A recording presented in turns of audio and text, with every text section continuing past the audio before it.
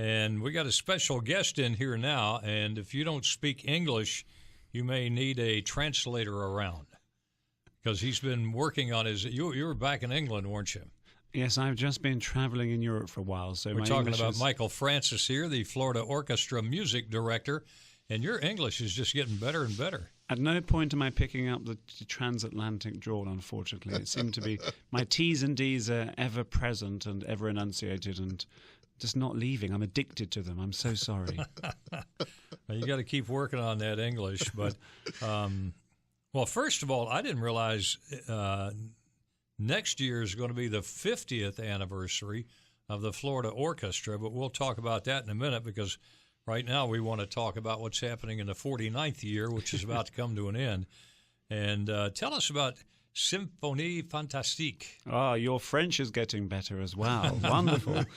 So this is a marvelous concert we have this weekend. It's kind of a fantastical journey through three marvelous pieces. Stravinsky's Scherzo Fantastique, which is a piece all about bees.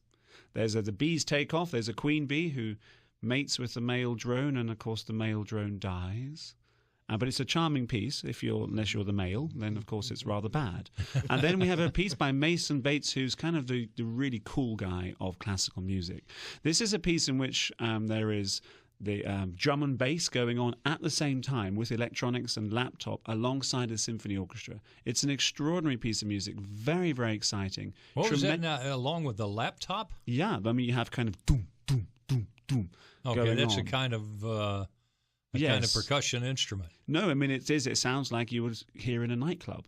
And it's that alongside the full orchestra. It's a piece specifically written like this. It's extremely unusual, very cool. And he's a wonderful composer. So if you haven't heard his music, you really should hear this.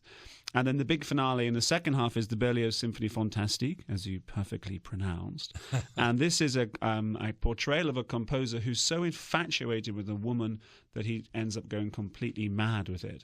And so it's a journey through his obsession, his infatuation, and his passions. And there's visions of him getting his head cut off. They become witches. There's shepherds. It's completely bonkers, and a lot of it's to do with opium. But the music's marvelous. And a woman can do that to you, too, apparently. You don't need drugs for a woman to turn you mad. Exactly.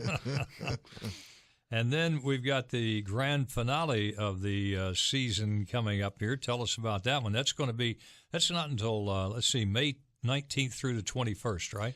That's right. And this features two of the most iconic pieces of the classical music repertoire. Beethoven's Emperor Concerto, his fifth piano concerto, which is just everything that you would ever want to hear when you hear a piano with orchestra. Some of the most glorious, uplifting music. So noble, so powerful. Such tremendous sense of joy from hearing it. And then we follow that with Tchaikovsky's Symphony No. 5. Of course, with Tchaikovsky, you always get that sense of deep pain. But in this piece, he takes you to a point of real uplifting joy as well. And these are two of the greatest pieces. You'd recognize the music if you heard it straight away. But alongside that, we have something very interesting. We have a young composer called Francesco Sclafani. And this is something in the Florida Orchestra we've just started. It's a composers' competition to work with composers from USF. And the winning piece is going to be performed at this concert. So it's a world premiere. It's something from someone from Tampa Bay, and the piece is called Deconstruction of Anger, which he did inform me was written about his father. So, well, there we go. And this is a USF student who wrote this? Yes, that's right. And so we already have worked with him in the orchestra. I've spent time with him on his own to go through the piece. And now this will be the first time this music's ever been performed. And it's extremely exciting. And this is something we want to continue to encourage young musicians, young composers, alongside the work that we do with all the young musicians and performers. Wow, that is amazing. I mean, this guy or girl or whatever it is out there is going to have one whale of a night watching that and watching the audience react to it. This is, I mean, usually when people have their music composed and performed when you're a young student, it can be performed in front of 15 people. Well, when we perform it, it'll be thousands at the Strauss Center, at the Mahaffey Center Theatre, and also Ruth Eckert Hall, and performed by a professional orchestra. So, and also remind you that in all these concerts, if you're under 18, you get to go for free. Classical Kids program. Yep. And for those who want to stick with the more pop music, you got something coming up for them, and that's going to be, let's see, May 5th. That's coming up here, May 5th. The music of Journey, right? Yes. Ted, would you like to sing one of the songs? I'd love to. Don't Stop Believing. You don't want me to start singing. Believe me. What I want to know is, did you have the Journey hair, the long, flowing 80s locks? I've never had long hair in my life. Now, he had an afro. There's a classic picture of him in a big old afro. I have to get that for you sometime. Did you? Well, listen, I once had dreadlocks. So we've all been. Did you had dreadlocks? I did when I was 18. My hair was so curly it matted.